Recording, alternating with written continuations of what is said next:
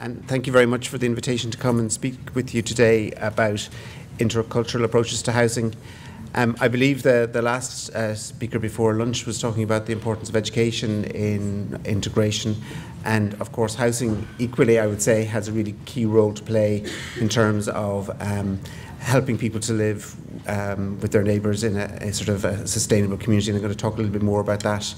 I'm going to start by saying a little bit about general housing policy, just to give you a little background in terms of what's happening at the moment and the type of priorities that are out there. And then I want to talk about some of the findings from two different reports that the Housing Agency were involved in a couple of years ago in relation to housing for minority ethnic communities. And both of those reports are on the little SIM cards that you have, so you can look at them and get back to me if you have any queries later on. So here's the technology bit now. Okay, so at a very general level, but a very important level, the overall policy vision is that all households have access to good quality accommodation appropriate to their household circumstances and in a community of their choice. So really what we're talking about here is that people have access, that quality housing is really important, that the type of housing that you live in is really important in terms of your quality of life and your ability to participate in society. That it's the right size and the right place for you so that you can access services, that you can access transport or schools or healthcare, and that it's in a community of choice so that you have some choice in relation to where you live and how you live and that the people that you live with. So that's a sort of very broad approach that we have. And if we were talking about the housing policy priorities at the moment, there are three main ones. So the first one is around affordability, and I'm sure there are lots of people here who are having difficulties with the affordability of their accommodation. I think a lot of people are experiencing that at the moment. As a general measure, people consider using about a third of your take-home pay on accommodation as being kind of within the affordability line. But some families and some people spend more than that and up to half of their take-home pay on their accommodation because it is very expensive. Maybe they have one income and a large family, or they have to live in an area which is expensive to live in. So that affordability is a key issue. People living in the private rented sector over the last period of time have seen their rents going up well above inflation. In the last couple of months, that has begun to ease off a little bit, but still in particular areas there's a lot of issues in relation to affordability, and it's something that is a priority for the government. The second priority there is around sustainability, and here we're talking about both social and environmental sustainability.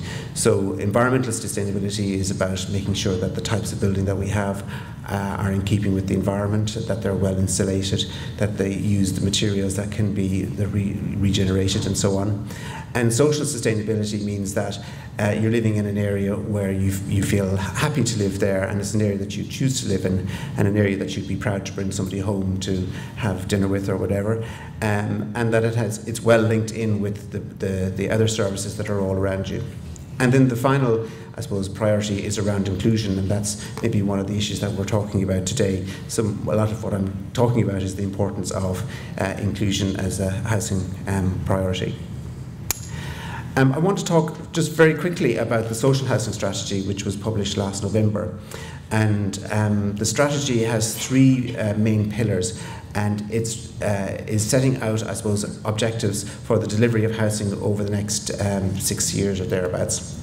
The first is, as I see there, there's three pillars. One is around the provision of new social housing, so that's new units of social housing. The second pillar is around the private rented sector and using the private rented sector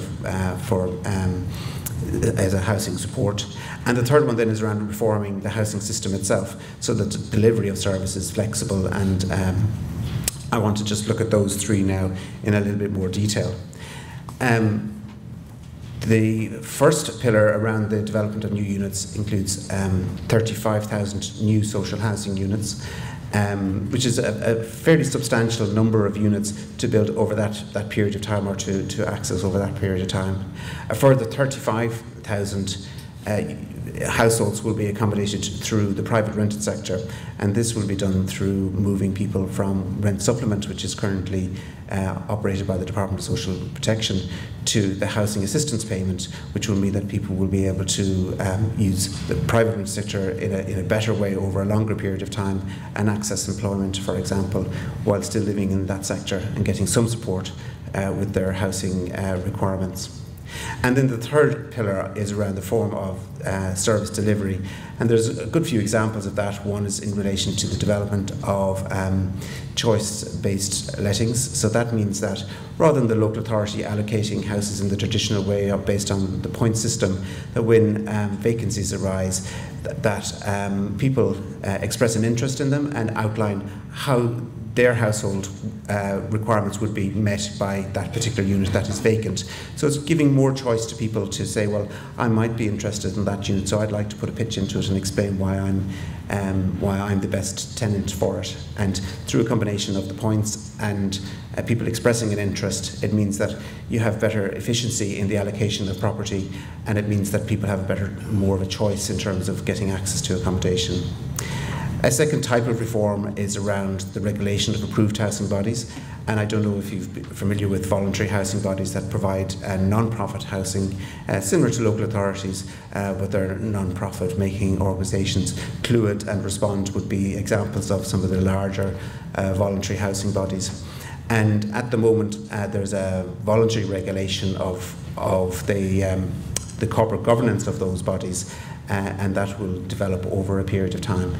There's also reforms in relation to dealing with antisocial behaviour, making it clear about what tenants' rights and responsibilities are in relation to their neighbours, and making sure that where there is issues in relation to antisocial behaviour, that they're dealt with fairly and swiftly to make sure that other people's quality of life aren't affected. So that's just an example of the types of reforms that are in the strategy. I wanted to talk just a little bit now about the assessment of social housing need. So this is an assessment that the local authorities carry out every 3 years, and it's bringing together of all of the households that are deemed to be in social housing need around the country. And the assessment looks at different features of what those households look like, so that there could be better planning in relation to developing housing responses to those needs. So you may be familiar with the last assessment, which was in May 2013, which found almost 90,000 households across the country as qualified for social housing support.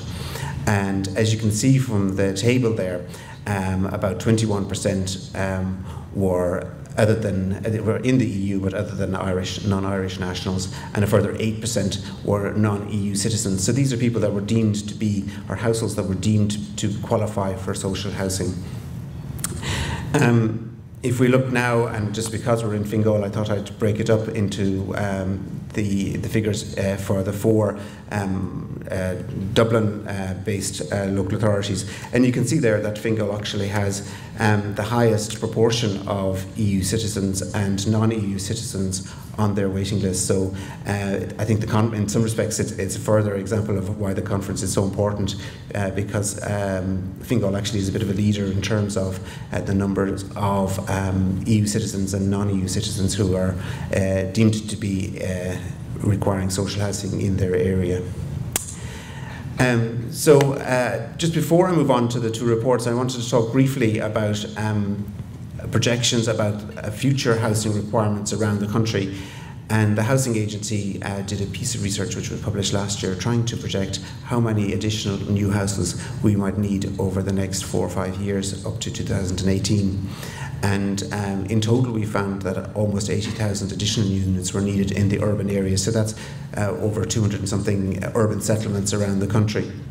This was a minimum number, and it took into consideration that there are already some houses built and not occupied around the country, and vacant properties, and properties that were never fully occupied because they were surplus to requirement in some of the towns and countrysides around the countryside. But of the 80,000, about half of those would be required in the Dublin region. And another very interesting fact from looking at the demography and the fact that we are getting our household sizes are getting smaller and smaller over time, that almost 60% of the units will be needed for 1 or 2 person households. So we're moving away from the larger households to maybe much smaller households as our population age, and also as we have smaller numbers of children in our families. So in terms of planning, it's actually quite a, I suppose, an important factor to make sure that we're building houses that fit the requirements of the population that are going forward. So I just wanted to talk now about 2 reports, and as I said, both of them are in your pack, so you'll be able to have them to hand. And I just want to pick out some of the features from both of those reports. The first one was about building integrated neighbourhoods, and it was based on a literature review of what was happening in other European countries and what Ireland might learn from that, and also some case studies of different parts around the country where there was an increase in the numbers of non-Irish nationals living in those areas, and we want to just build on the experiences there by interviewing those groups and also the local authorities and others. Just picking out 2 aspects from the report. The first one is around what are the risk factors for minority populations to have in having poor housing experiences. So what is it that might increase the likelihood of somebody from a migrant population having a poor housing experience? Well, the first one that from the international literature was this high reliance on the private rented sector. And of course, the private rented sector does have many positive features. For example, it's more easy to access that sector compared to, for example, owning your own home. You have to have a deposit and you have to have all the legal things to be able to, and a mortgage and so on, to own your own home. Whereas in the private rented sector, you just need a deposit and off you go. It's also easier to access than social housing, because with social housing you have to fill out lots of forms and go on a waiting list, and you have to prove that you are eligible. So in some respects the private rented sector also can be a lot more flexible. You decide you don't want to live in a particular area and you can move quite quickly. You decide that you've got a job the other side of Dublin, you can move your house much quicker in the private rented sector than in others. But I suppose the downsides of the private rented sector is that you can sometimes lack the security of your tenure, so the landlord can come along and for various reasons ask you to move out, or the rents can go up, or it may not meet your requirements as well as it did initially, or there might be issues in relation to the standard of the accommodation which you can't do very much about yourself and have to rely on a landlord to do that for you. So there are pros and cons, which mean that for some people it can lead to greater risks. But over half of non-Irish nationals live in the private rented sector here in Ireland, so it is a really important feature for non-Irish nationals to make sure that the private rented sector is as good in terms of standards and affordability as possible. The second point leads on from the first one, and that there's a less likelihood of owning your own home if you're a non-Irish national, and internationally this is the case also. It obviously takes a while for people to settle down and to be able to decide whether they want to stay in a particular country, so they may not rush into home ownership straight away, or in other countries it's not the main tenure as it is here in Ireland. But nonetheless, it can be a very stable tenure, and one in which people might gravitate over time or over generations. And as I mentioned, it can be difficult to access social housing, so that can be a risk for people as well. Non-Irish nationals or migrants often spend a higher proportion of their income on housing, and this can be very important because it leaves a lot less income for other important parts of your life, like your fuel bills and your transport and your social interactions.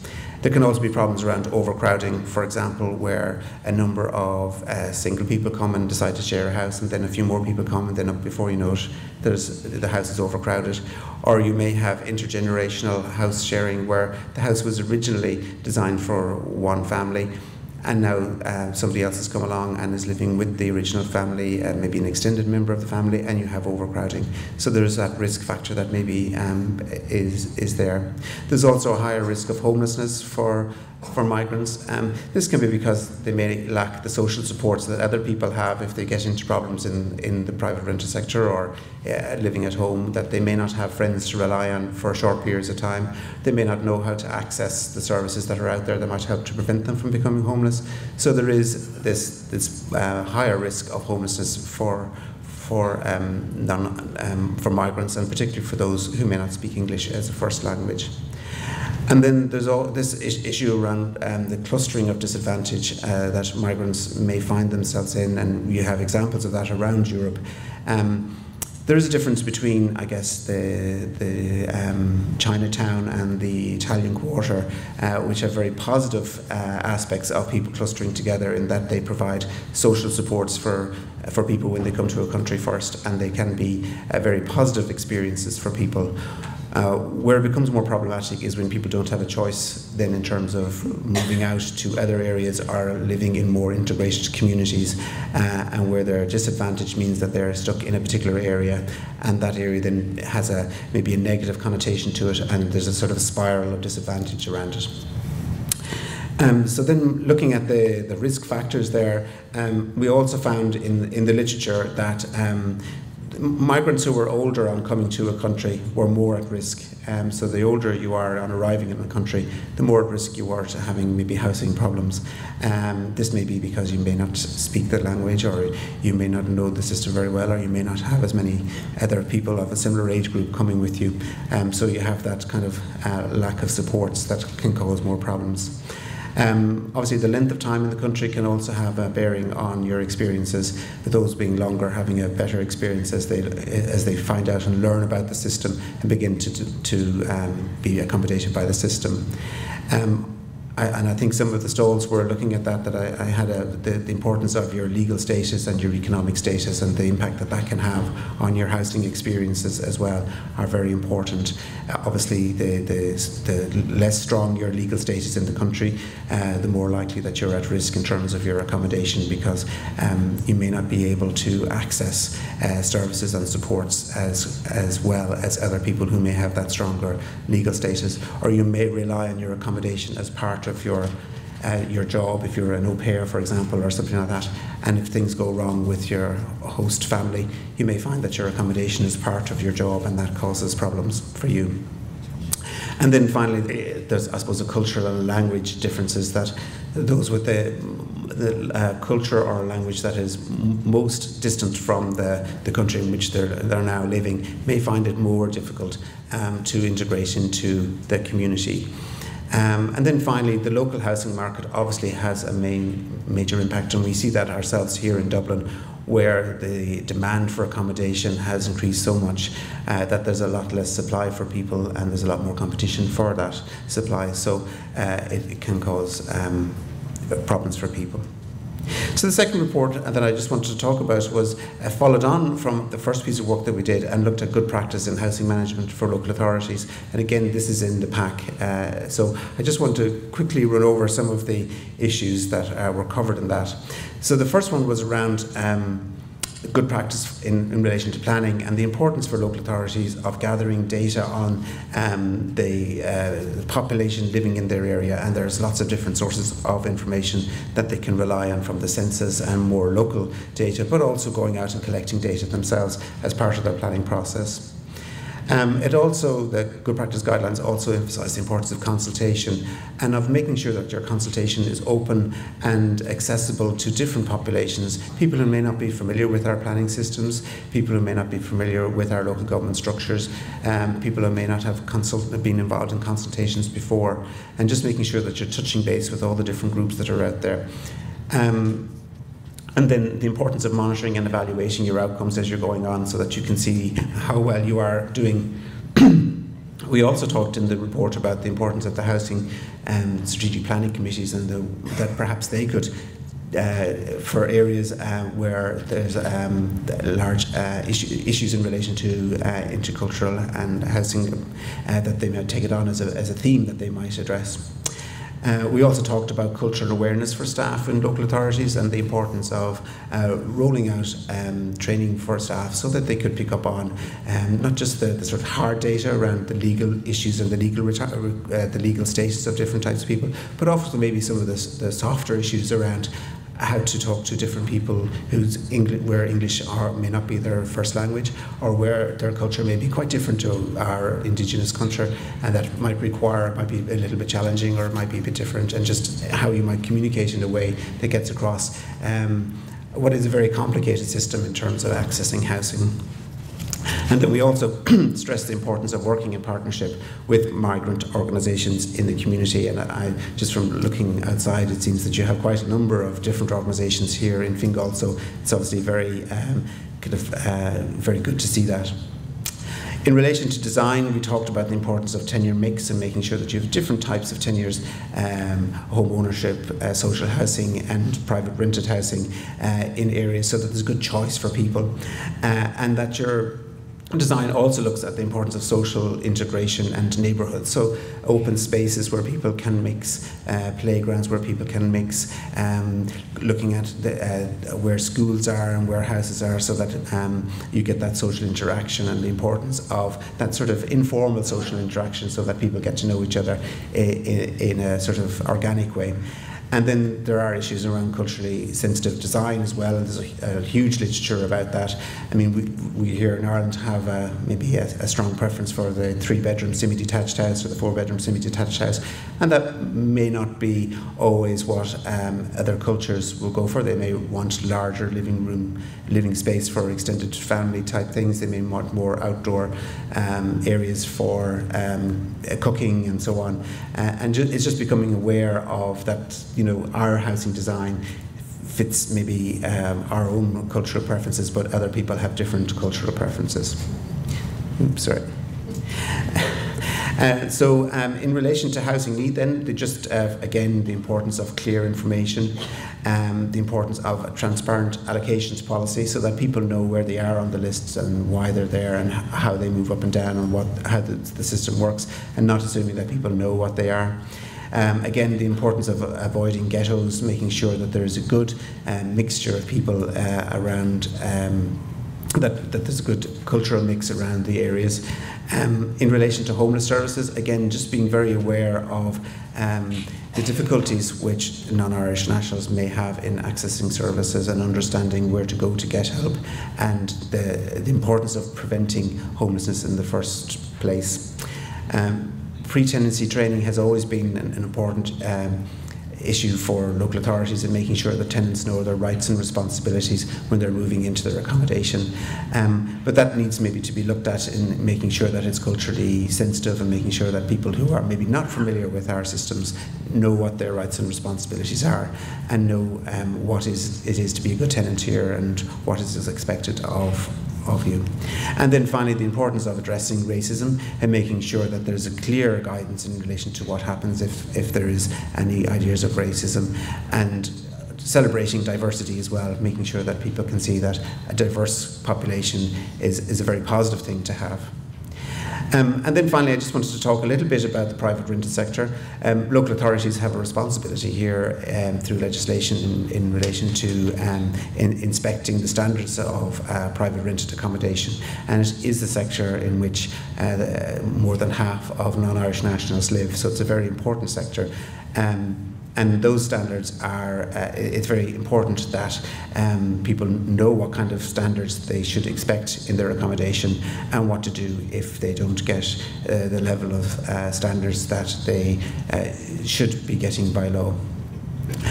And local authorities already use the private rented sector as a way of accommodating people from their social housing lists. So again, this is a way of achieving a mixture of tenure around their local authority area.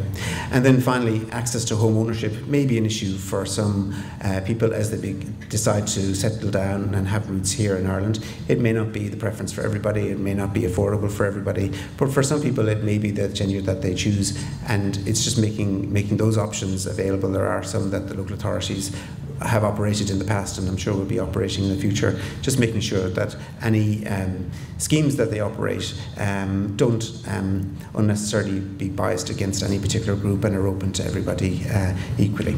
So I just wanted to thank you very much for your time, and wish you very best. Thank you.